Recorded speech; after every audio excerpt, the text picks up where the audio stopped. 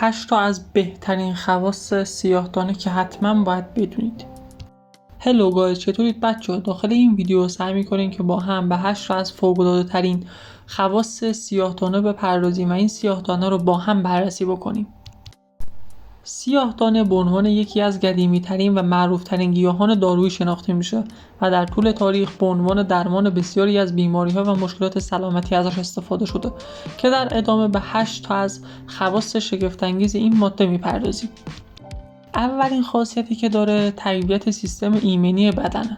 سیاه‌دانه به عنوان یک تقویت کننده سیستم ایمنی بدن شناخته میشه و مصرف مرتب سیاه‌دانه میتونه که به افزایش تولید سلول‌های سفید خون و بهبود عملکرد سیستم ایمنی کمک بکنه. دومین خاصیتش ضد التهاب بودنه. ترکیبات فعال موجود در سیاه‌دانه دارای خواص ضد التهابی قوی هستند.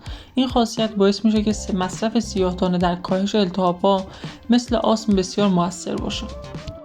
میرسیم به گزینه سوم، حفظ سلامت قلب. بر اساس مطالعات صورت گرفته و بر اساس مقاله هایی که توی همین زمینه نوشته شده، سیاه‌دانه میتونه که به حفظ سلامت قلب و عروق کمک بکنه.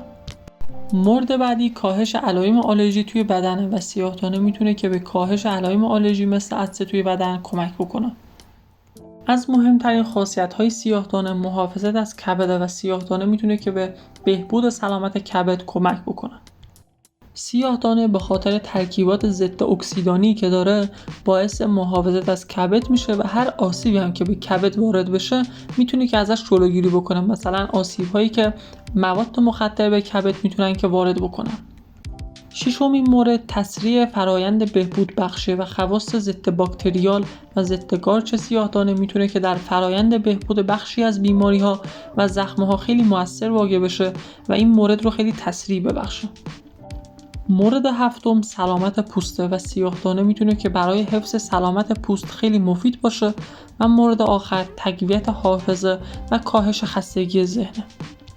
و بر اساس مورد هشتم یعنی تقویت حافظه و کاهش خستگی ذهن میتونه که برای دانشجویان و دانش آموزان خیلی موثر باشه و اگر که هر کسی میخواد از نظر ذهنی کمی تقویت بشه و بهتر بتونه که امتحانات خودش رو پاس بکنه میتونه که از این ماده استفاده بکنه.